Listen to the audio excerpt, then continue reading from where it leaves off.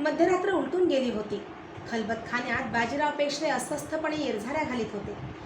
बाजूला गादीवर कागदपत्रांचा ढीग पडला होता. कोपऱ्यात अंबाजीपंत हात बांधून उभे होते. पेशवे काही न बोलता दालनामध्ये फेऱ्या मारित होते. अंबाजीपंतांची अस्वस्थता क्षणाक्षणाला वाढत होती. अखेरीस ते म्हणाले, श्रीमंतांनी आमचा सल्ला ऐकावा. थोरल्या नानांच्या पासून आम्ही दौलतीच्या सेवेत आहोत. आमच्या सल्ल्यानं झालं तर दौलतीचं कल्याणच होईल. येरझाऱ्या थांबून बाजीराव अंबाजीपंतांच्या समोर उभे राहिले. त्यांनी विचारलं, पंत, तुमच्या सल्ल्यावरच आम्ही मघापासून विचार करतो आहोत. हिंदुस्थानात आमचे वकील गांधार देशापासून कामरूप देशापर्यंत पसरलेले आहेत. त्यांच्याकडून येणारे खलिते बातमीपत्र आम्ही रोज वाचतो. दिल्लीला काय चालू आहे याची खडानखडा खबर आम्हाला आहे. कधी कधी आमचंही रक्त एकदम उसळतं आणि थेट इंद्रप्रस्थाकडे झेप घ्यावी असं वाटतं. पण या साऱ्या वाटण्याला व्यावहारिक मर्यादा पडतात आणि मग हात चोळीत स्वस्थ बसण्याखेरीज आमच्या पुढे इलाज नसतो. पण श्रीमंत महम्मद खान बंगशाला नतीजा पोहोचवल्यापासून रोहिलखंड आणि गंगा यमुनेचा दुआब यांच्यामध्ये मराठ्यांचा दरारा उत्पन्न झाला आहे. त्यामुळे राजपूत, जाट आणि खुद्द दिल्लीतला मोगलांचा एक पक्ष आता मराठ्यांकडे मोठ्या आशेनं पाहतो आहे. म्हणून जयपूरच्या सवाई जयसिंगांनी त्यांचा वकील पुण्याला पाठवला आहे. श्रीमंतांनी त्यांची गाठ घ्यावी. खलबतखान्यात आल्यापासून अंबाजीपंतांनी हे कितीतरी वेळा पेशव्यांना सांगितलं होतं. पुन्हा त्याचा त्यांनी उच्चार केला. पंत, राजपूतांच्यावर आम्हाला एकदम विश्वास टाकता येत नाही. यात सवाई जयसिंगांच्या पूर्वजांनी थोरल्या महाराजांच्या वेळी काय केलं होतं माहीत आहे ना. रक्ताचं पाणी करून मराठी दौलत थोरले महाराज दक्षिणेमध्ये उभी करत असताना याच जयसिंगांच्या बापजाद्यांनी मोगलांना मिळून दौलतीच्या गळ्याला नख लावलेलं होतं. त्या जुन्या गोष्टी झाल्या श्रीमंत. आज परिस्थिती पार पालटलेली आहे. आपण त्याचा फायदा घेतला पाहिजे. जुनी वैरं आज उगाळत बसून फायदा होणार नाही. पण पंत, काळ पालटला असला तरी माणसं पालटली असतील याचा पुरावा मिळाल्याशिवाय आम्ही विश्वास ठेवायला तयार नाही. राजपूतांनी आस्तागायत इकडे आम्हाला लढायला भरीला घालून तिकडे दिल्लीला मोगलांची खुशामत केली आहे. दोघांनी परस्पर लढून हतबल व्हावं आणि दिल्लीवर आपण कब्जा करावा ही त्यांची इच्छा असेल. एकेकाळी त्यांची ती इच्छा असेल. पंत पुन्हा समजावणीच्या सुरात म्हणाले, पण मनात असलं तरी तसं करण्याची आज राजपूतांच्यात ताकद नाही. हिंदुस्थानभर आज दरारा एकाच सत्तेचा आहे आणि तो म्हणजे मराठी सत्तेचा. म्हणून ते विनवण्या करत आहेत. आपण त्यांचं राजकारण ऐकून घ्यावं आणि नंतर मनाला येईल तसं करावं. बराच वेळ पंतांनी युक्तिवाद केल्यानंतर पेशव्यांनी राजपूतांच्या वकिलाला खलबतखान्यात आणण्याबद्दल आज्ञा दिली. पंतांनी दालनातून बाहेर जाऊन बाहेर वाट पाहत असलेल्या सवाई जयसिंगांच्या वकिलाला खलबतखान्यात आणलं. गोरा पानवर्ण, काळ्या भोर पिगदार मिशा, डोईवर कुसुंबी रंगाचा राजपुती पागोट, खाली तंग तुमान आणि अंगामध्ये पायघोळ अंगरखा अशा वेशात सवाई जयसिंगाचा वकील खलबतखान्यात आला. पेशव्यांना पाहताच खाली वाकून त्यानं मोगली पद्धतीचा 3दा कुर्निसात केला. शिष्टाचारात वेळ न घालवता बाजीरावांनी रोखठोक प्रश्न विचारला. वकील, पंतांनी आम्हाला जे सांगायचं होतं ते सांगितलं. सवाईजींची इच्छा आहे आम्ही दिल्लीवर हल्ला करावा. हीच वेळ आहे. हे सारं खरं. पण आम्ही उत्तरेत आलो तर राजपूत आम्हाला कोणती मदत करणार आहेत ते सांगा. वकील बाजीरावांच्या चेहऱ्याकडे पाहत होते. बाजीरावांचा गौरवर्ण कणखर शरीर यष्टी भेदक डोळे यांचा वकिलावर परिणाम झाला. पण वकील राजकारण घेऊन आले होते म्हणून ते म्हणाले, मराठी फौजा चंबळ नदी ओलांडून गंगा यमुनेच्या दुआबात आल्या तर राजपूत त्यांच्या सहाय्याकरिता वाटेल ते करायला मागंपुढं पाहणार नाहीत. बाजीरावांच्या चेहऱ्यावर एक लहानशी आटी उमटली. रोखठोक स्वरात ते म्हणाले, वकील, मुत्सद्याची भाषा ऐकायची आम्हाला सवय नाही. स्पष्ट आणि ठाम सांगा. उदयपूरकर, जयपूरकर, जोधपूरकर आम्हाला कोणती मदत द्यायला तयार आहेत? फौजेची, पैशाची, तोफा बंदुकांची कोणती मदत द्यायला तयार आहेत? वकील राजकारणात मुरलेले होते. पेशव्यांच्या रोखठोक सवालाला त्यांनी आडवण्याने उत्तर दिलं. सवाईजींनी मुद्दाम मला श्रीमंतांची गाठ घ्यायला पाठवलेलं आहे. मोगलांच्या आक्रमणामुळं हिंदू धर्म निस्तेज झाला आहे. आमची सारी तीर्थक्षेत्र यवनांच्या ताब्यात आहेत. ती सोडवणं आणि इंद्रप्रस्थावर पुन्हा आमच्या सनातन धर्माचा झेंडा फडकवणं हे सवाईजींचं उद्दिष्ट आहे. ह्या उद्दिष्टापोटी ते पेशव्यांना कोणतीही मदत द्यायला तयार आहेत. मग ती मदत फौजेची असो, बंदुका तोफांची असो किंवा प्रत्यक्ष पैशांची असो, श्रीमंतांनी आपली अपेक्षा बोलून दाखवावी. बाजीरावांना याही भाषेची सवय होती. ते म्हणाले, ठीक आहे, आम्ही उत्तरेत येण्याचा विचार करू. आम्ही नर्मदा ओलांडल्याबरोबर सवाईजींनी फौजेच्या खर्चासाठी 1 कोटी रुपये आमच्या हवाली करावे. दिल्लीला पोहोचल्यानंतर आणखी 5 कोटी रुपये आमच्या हवाली करावे. शर्त कबूल आहे. बाजीराव पेशवे एकदम उघड अशी पैशांची मागणी करतील याची वकिलांना अपेक्षा नव्हती. मनातून वकील थोडे गांगरले, पण मुद्रेवर तसं दिसू न देता ते म्हणाले, आकडा थोडा जबर वाटतो, पण तो मी आमच्या धन्यांच्या कानी घालीन. याचं उत्तर येईल ते पेशव्यांना कळवीन. पण या बरसाती आटोपल्यानंतर मराठी फौजेचं उत्तरेकडे कूच होणार आहे असं पेशव्यांचा निरोप मी त्यांना सांगू ना. वकिलाची ती चिकाटी आणि पेशव्यांकडून वचन घेण्याची ती युक्ती पाहून बाजीराव मनातल्या मनात हसले. उघड एवढंच म्हणाले, वकील, तुमच्या धन्यांना सांगा की बाजीराव पेशवे आहेत, मराठी दौलतीचे मालक नाहीत. त्यांच्या साऱ्या हालचाली छत्रपतींच्या हुकुमांनी होतात. छत्रपतींनी आज्ञा दिली तर मराठे नर्मदाच काय पण यमुना सुद्धा ओलांडतील. आम्ही सांगितलेल्या अटी सवाईजींना पसंत असल्या तर दिल्लीचं राजकारण हाती घेण्यासाठी आम्ही छत्रपतींची आज्ञा मागू. ठीक आहे, आम्ही आमच्या धन्याला पेशव्यांच्या अटी कळवून त्यांचं जे उत्तर येईल ते महिना 15 दिवसात पेशव्यांना पेश करू. एवढे झाल्यानंतर पंत वकिलांना खलबतखान्याच्या बाहेर घेऊन गेले. ते पुन्हा खलबतखान्यात परतल्यावर बाजीराव म्हणाले, राजपूतांच्या वचनात कितपत खरेपणा आहे याची खात्री झाल्यानंतर उत्तरेतलं राजकारण अंगावर घ्यायला हरकत नाही. महाराजांची गाठ घेण्यासाठी आम्ही लवकरच साताऱ्याला जाणार आहोत. त्यावेळी आम्ही हे राजकारण त्यांच्या कानांवर घालू. तो पावे तो पंत हिंदुस्थानातल्या आपल्या वकिलांना गुप्तखलिते धाडा. ठिकठिकाणची बातमी खडानखडा तातडीनं पुण्याला यायला पाहिजे. चोख बातमी म्हणजे निम्मी मोहीम आहे हे लक्षात ठेवा. 3 दिवस झाले. भिऊबाई राधाबाईच्या पुढं धरणं धरून बसल्या होत्या. राधाबाई आपल्या लेकीची समजूत काढीत होत्या, पण लेकीची समजूत पटत नव्हती. पुन्हा पुन्हा भिऊबाई एकच प्रश्न राधाबाईंना विचारत होत्या. पण राऊंची ही अरेरावी आम्ही काय म्हणून चालून घ्यायची? असतील ते पेशवे, पण एका हत्तीची ती बाब काय? आणि त्यासाठी आमच्यासारख्या प्रतिष्ठित सावकारांच्या घरावर पेशव्यांनी चौकी बसवावी हे अति झालं. राधाबाई आपल्या लेकीची समजूत काढीत होत्या. भिऊबाई, जावई बापूंच्या बद्दल आम्हालाही माया आहे. ते अब्रुदार आणि प्रतिष्ठित आहेत. तुलाही माहीत आहे की माझा ओढा धाकट्या जावयांपेक्षा थोरल्या जावयांकडेच जास्त आहे.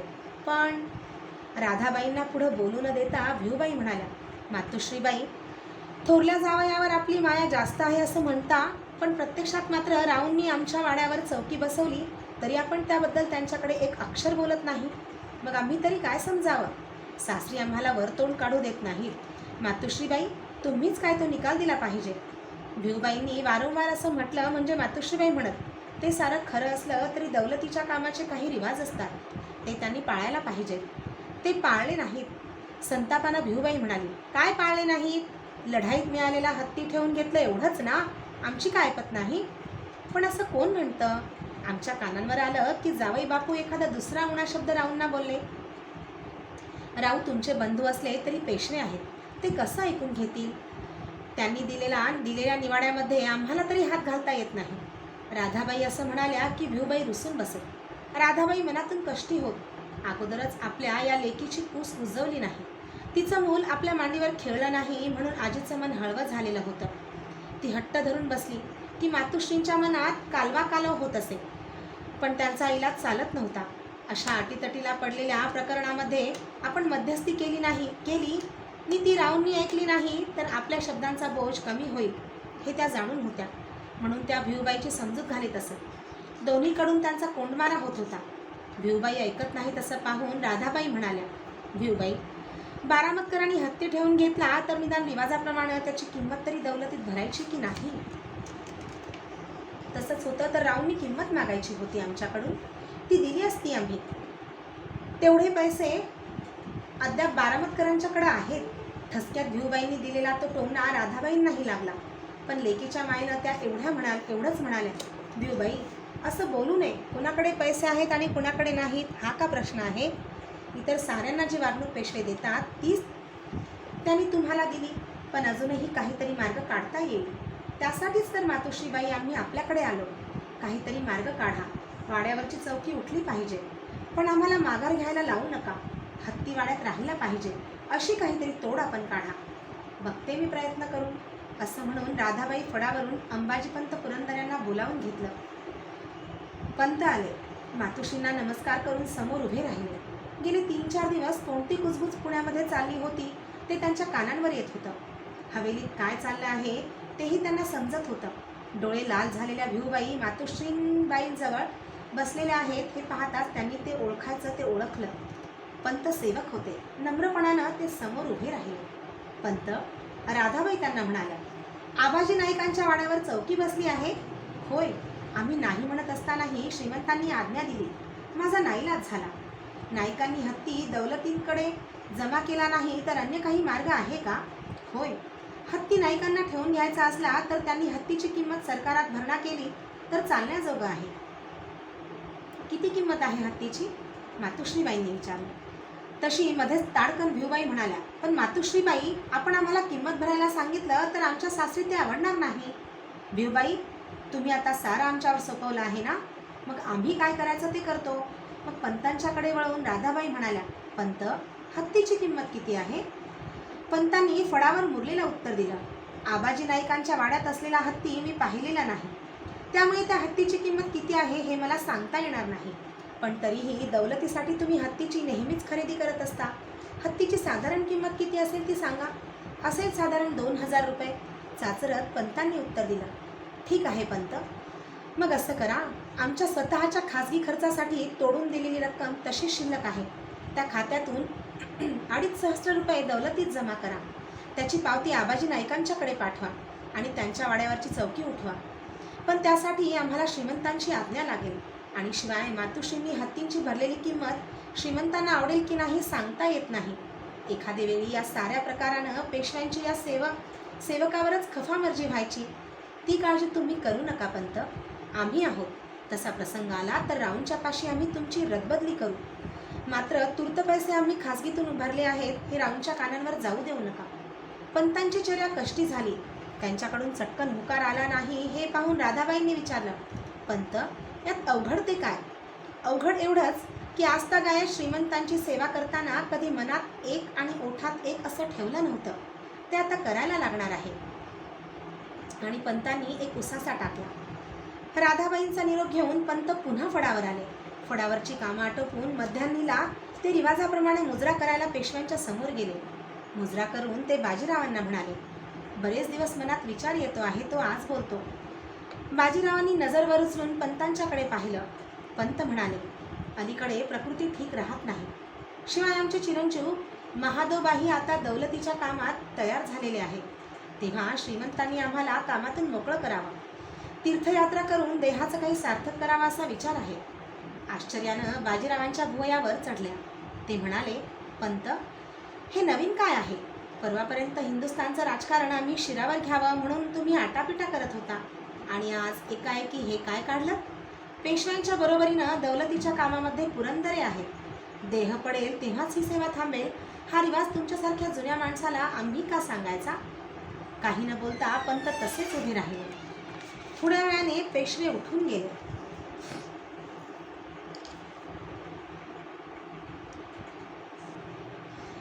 काशीबाई आपल्या महालात एकट्याच बसल्या आहेत असं पाहून येसूदासी लगबगीनं आत आली. मालकिणीचं लक्ष आपल्याकडे जावं म्हणून उगीच इकडे तिकडे करू लागली. काशीबाईंचं तिच्याकडे लक्ष गेलं. त्यांनी विचारलं, का गं येसू, स्वारी आता कुठे आहे? श्रीमंत आज सकाळपासूनच घोडी फिरवण्यासाठी पर्वतीच्या मैदानात गेले आहेत. असं?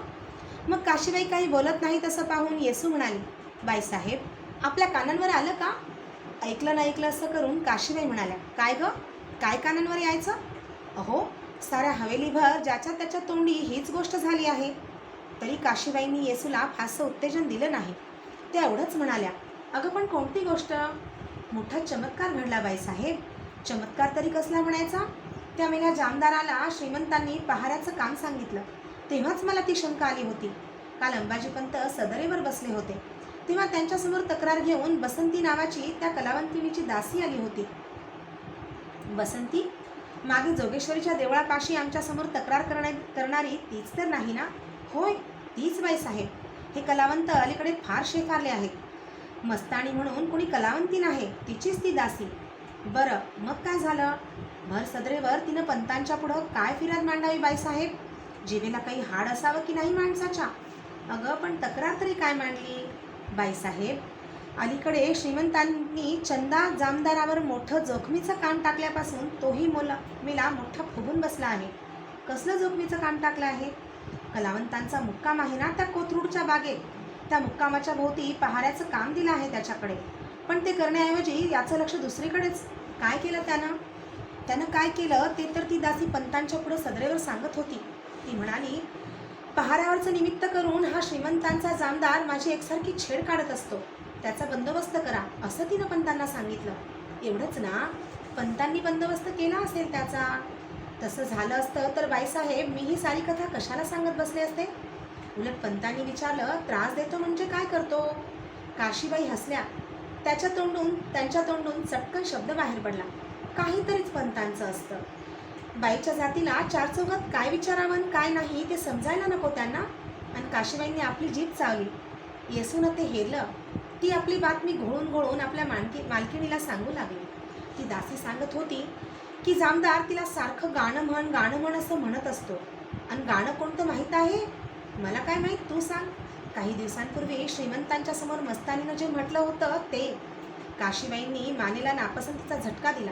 त्या म्हणाल्या, कलावंतिनीचं गाणं ते काय आणि ते पहाऱ्यासाठी ठेवलेला हा जामदार गुणगुणतो ते काय?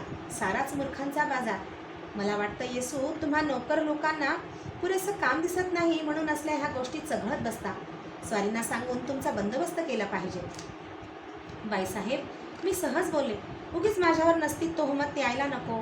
पाहिजे तर मी सांगितलेलं हे सारं विसरून जा. पण काशीबाईंचं मन विसरायला तयार होईना. त्यांनी थोड्या वेळाने येसूला विचारलं, काय गं येसू, त्या गाण्यात काय आहे एवढं?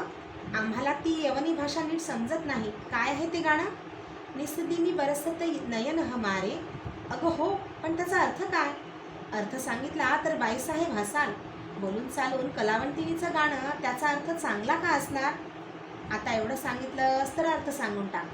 बाईसाहेब, त्याचा अर्थ असा आहे, कुणीतरी एक बाई एखाद्या बाप्याला असं म्हणते की आहे पावसाळा आला यात नवल काय. तुम्ही गेल्यापासून आमच्या डोळ्याला ज्या धारा लागलेल्या आहेत त्या पाहून आम्हाला असं वाटतं की आमच्यासाठी 12ही महिने पावसाळा चालू आहे. काय म्हणालीस, पुन्हा सांग. काशीबाईंनी उत्सुकतेनं विचारलं. येसूनं पुन्हा अर्थ सांगितला. आमच्यासाठी पावसाळा 12ही महिने चालू आहे. वा, अगं मग ही तर विराणी झाली. गोपींनी कृष्णाला उद्देशून म्हटलेली असेल बाईसाहेब, हे काय मला माहीत.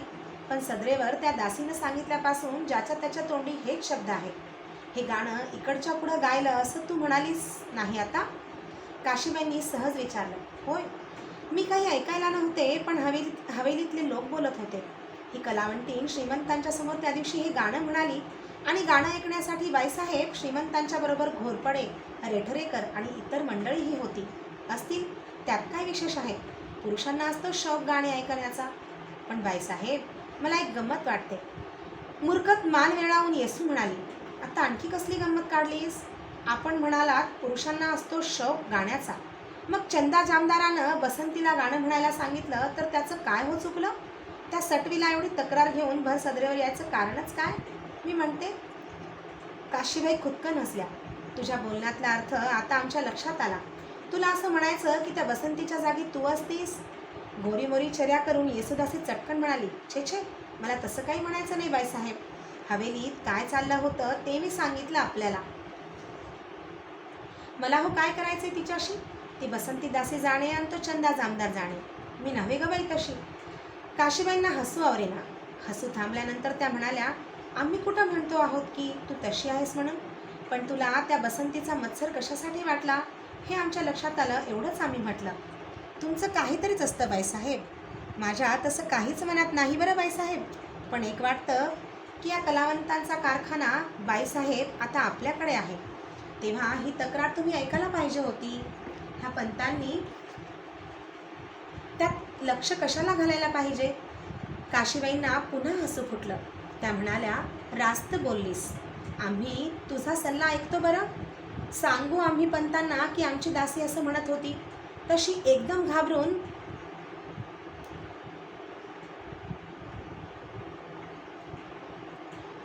तशी एकदम घाबरून तोंडावर हात ठेवून येसू म्हणाली, नको नको बाईसाहेब, पंतांना यातलं काही सांगू नका.